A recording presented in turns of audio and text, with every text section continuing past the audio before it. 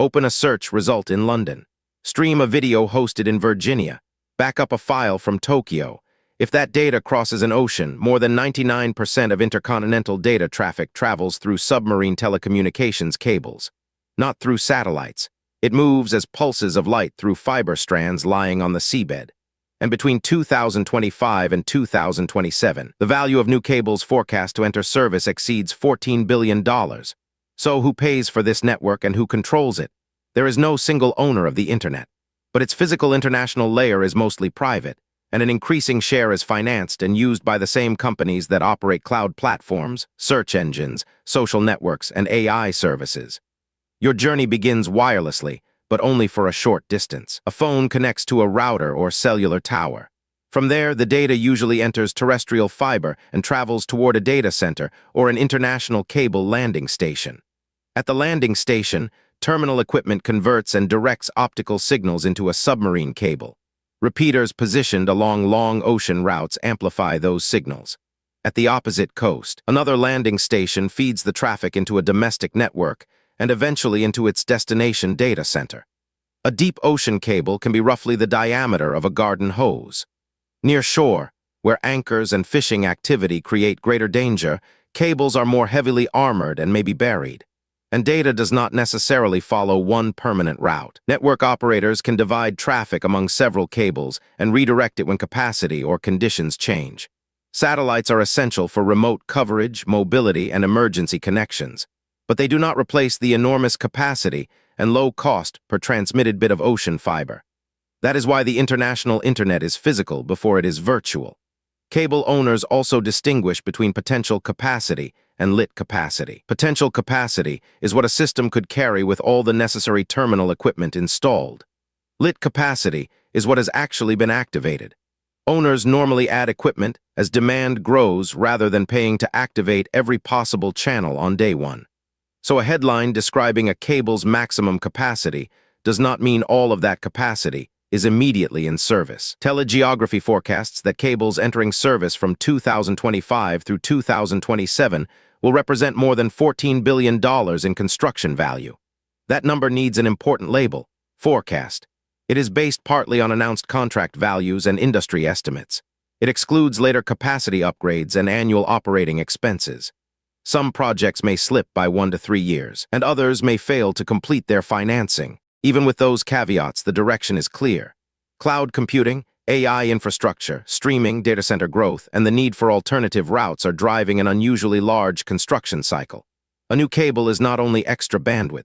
It can connect new data center regions, avoid a geographic choke point, reduce latency, or provide a backup path when another system fails. When a headline says that Google or Meta is building a cable, 3 different roles can be hidden inside that sentence. First is the owner or investor. A cable may belong to one company, a private cable operator, or a consortium of telecom carriers and technology companies. Second is the system supplier. Owners contract specialized firms to manufacture the cable, install repeaters, survey the route, and lay the system using cable ships. Telegeography identifies SUBCOM, Alcatel Submarine Networks, N, E, C, and H. M. N. Tech as the 4 suppliers delivering the vast majority of projects without assigning them fixed market shares in its public testimony. It is the operator.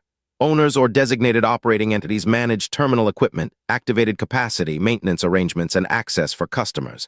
Governments remain another layer. They approve landings, licenses, security conditions, and work inside territorial waters. Ownership, operation, construction, and legal authority are related, but they are not the same thing.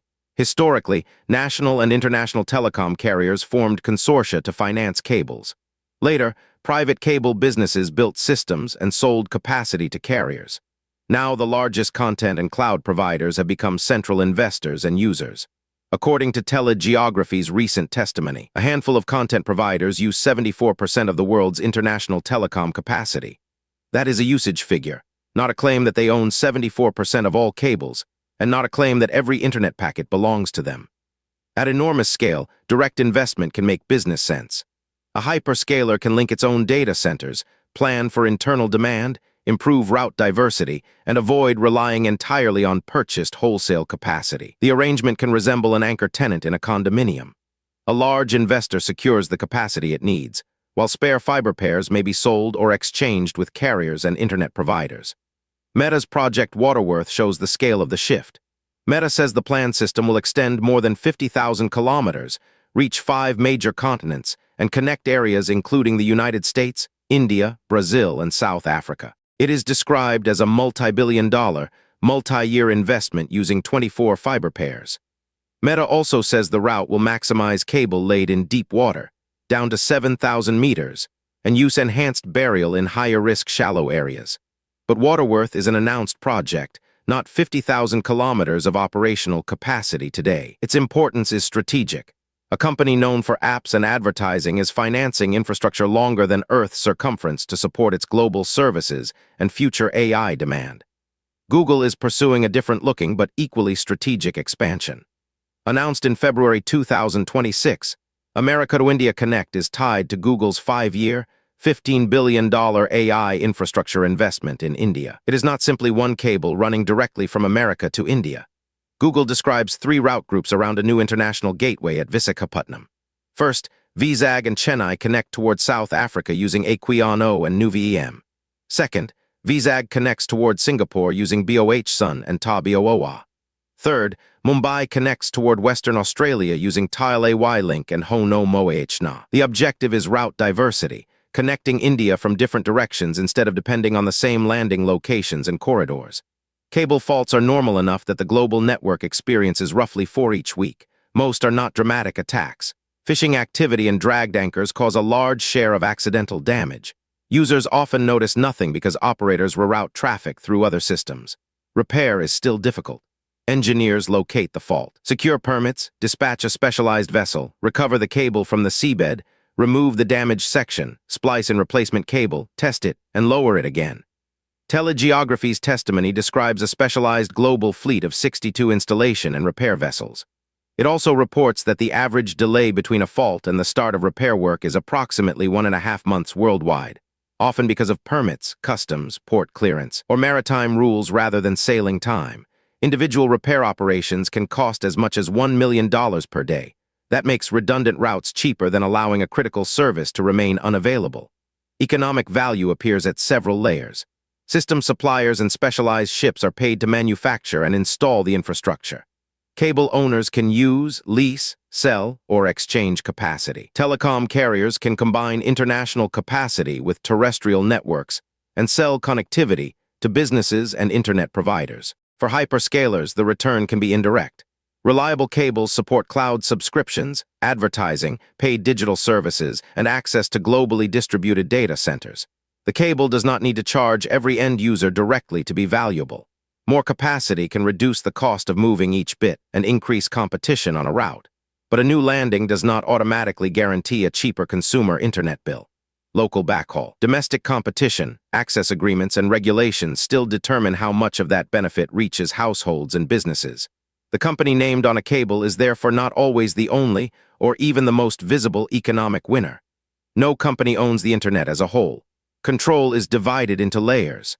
Cable owners influence where physical routes are built and how fiber is allocated. Operators decide how much capacity to activate. Network providers choose how traffic is routed. Governments approve landings, repairs, and security conditions. Service providers determine where applications and data are hosted. This distribution creates resilience, but also concentration risks. A handful of content providers now account for most used international capacity. Cable installation is handled by a small specialist supplier group. Multiple systems may also pass through the same narrow seas or landing regions. Ownership of fiber does not automatically give a company ownership of all information traveling through it. But infrastructure ownership can provide lower costs, route choice, capacity priority, and bargaining power, advantages that become more important as cloud and AI workloads expand. The internet is becoming a hybrid system. Traditional carrier consortia, independent cable operators, and privately financed hyperscaler networks operating side by side. New routes may improve resilience and bring capacity closer to emerging data center regions. They may also shift influence toward companies large enough to finance infrastructure across entire oceans. So the most useful question is not simply who owns the internet. Ask who owns a specific route, who controls its capacity, who operates its landing stations, Who can repair it? And what alternative remains when it fails? 99% runs here. The cloud, it turns out, has an ocean floor.